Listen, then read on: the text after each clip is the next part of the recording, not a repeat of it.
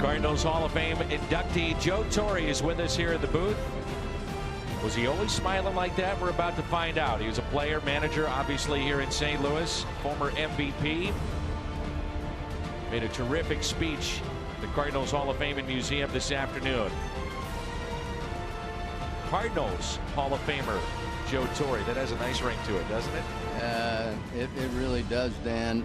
I mean, I've been here in the postseason and watched, Lou Brock and Bob Gibson and Bruce Sutter and those guys line up, and I always associate the red coats with championships, so I really never put myself in that category. And then I get the call in April from Bill DeWitt, and he said to me, he says, "Well, I know you're in the Baseball Hall of Fame, and this is only the Cardinal." I said, "No, this is huge. It really is big." You even said it feels like coming home today. Yeah, I mean, that's the way these people make you feel. You wore the, when we've put on the Cardinal uniform and played here, and I, 6 years as a player, managed, and they treat you with so much respect. It's amazing. This is baseball, but it's baseball at its best when it comes to the appreciation they have for their former players. When you make a speech like that, you've done a number of speeches, you've been in broadcasting, do you get done and you say, uh-oh, I forgot somebody, or I did mention somebody?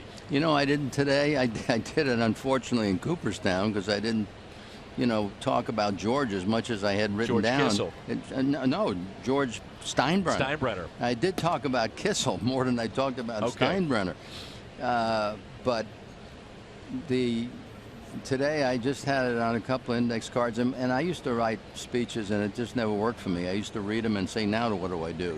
But I just put names down that are going to remind me of stories, and I just went off today because there are so many great memories for me in St. Louis. The way I was treated, the way I was accepted. I was traded for Orlando Cepeda, MVP, very popular here in St. Louis during the winning years.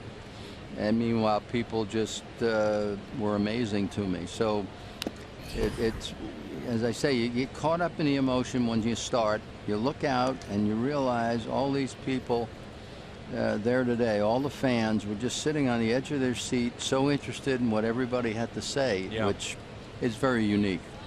The pressure for you as a player when you're traded for Cepeda, who had great couple of years here in St. Louis, what was that like for you? How much pressure did you feel when you got to St. Louis? And on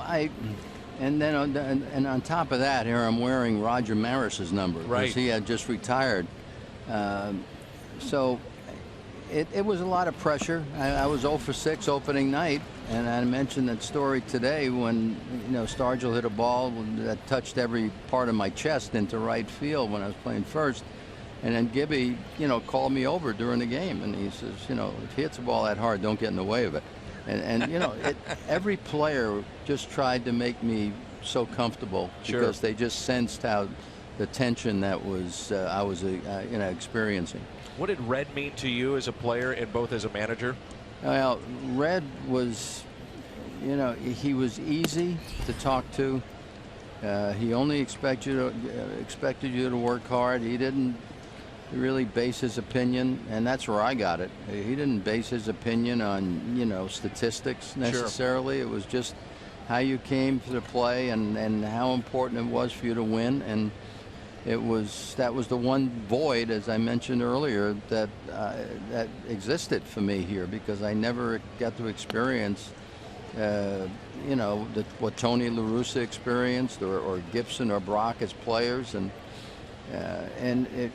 it was always just very special to be in this town and come to this ballpark. It wasn't always comfortable in the summer on the AstroTurf, but no, sir. It was. I had some good years here, and I'm just very grateful I had the opportunity to come this way. Did you ever think what might have been if you had the horses here in St. Louis and more money to spend, or at least the willingness of ownership to spend to bring some of those players in? Well, Dan, I've never done that. I always felt that you manage. It's one of 30 jobs, and it's sort of like playing cards. You get dealt a hand, and you don't complain about the cards you don't have. You basically play the ones you have and see what kind of a job you can do. And I think that helps you become a better manager, because you got to try to be creative. 3 balls, no strikes on Marcus Semien after the walk to Jake Smolinski. Hall of Famer Joe Torre is our guest.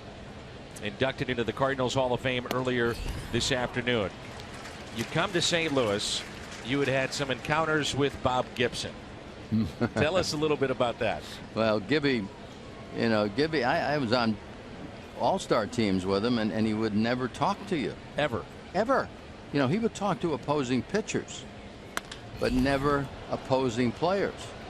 The fly ball into right center, and Grichuk makes the catch. Back to first goes Smolinski, 1 away. And Dan, I understood it. I understood, because when I get in the batter's box, if I know a pitcher, and I've talked to him and a little more comfortable with him, sure. It's probably not as anxious, but you never knew with Gibby. And the only thing that really bothered me in the '65 All-Star game, I'm from Milwaukee, and he's pitching the 9th inning. We have a 1-run lead, and Tony Oliva's the hitter, and we had strike 1, strike 2, and now I'm debating with myself, knowing that I hadn't said a word to this man in the time I've been with him. And a fly ball lifted out to left center. Grichuk is there, out number 2 off the bat of Alonso. So I went out to the mound. I said, Bob, I want this fastball up and in, not down and in. He looked at me. He looked through me, actually. It's like I was invisible.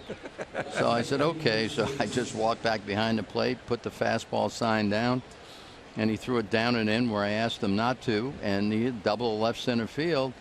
And I guess just to prove his point, he got the next 3 guys out, strikes out the last 2. And as my luck would have it, we were the last 2 guys in the shower.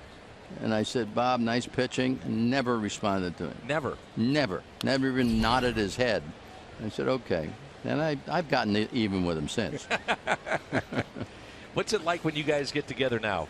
It's like, we don't see each other for a couple right back up. Yeah, and we haven't seen each other a couple of months, but when we sit and talk, and the old stories come out, the family stories come out, and it's just so much fun to just hang with him and Wendy, and it's a treat. It really is. I made a friend for life when I come over here to St. Louis, and again, when I played against him, I thought that was the last thing that would happen for me. But it's really been a good ride, and we look for it to continue a little bit longer. Do you miss being in uniform at all? I don't. You get a little envious at postseason time, but I feel very fortunate, Dan, that I made the decision. It was time to move away, and I remember telling Don Mattingly, I think you're going to manage next year because they need somebody else to listen to. And it hit me. Instead of trying to force it to happen, managing is a tough enough job when you love what you do, and I still love the game of baseball, but I just thought it was time for somebody else to deliver the message. As you know, I do a lot of games with Tim McCarver. We talk about your '71 season. You hit .363, over 200 hits, and he couldn't recall the exact amount, but he felt it was single digits in terms of infield hits.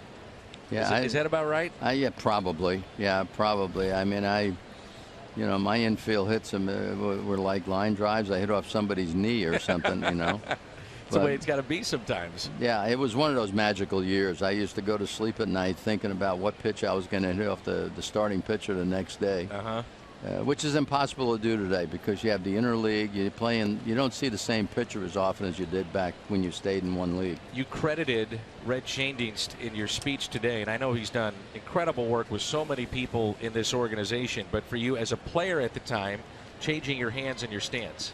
Really, I used to hold my bat way up here, and Red says, how long can you hold that pose? I said, I never thought about it. And your arm starts getting a little weary. He says, get it down in a comfortable spot. Hit .325 and hit .363. Just like that. Just like that. No big deal. Fly ball into right.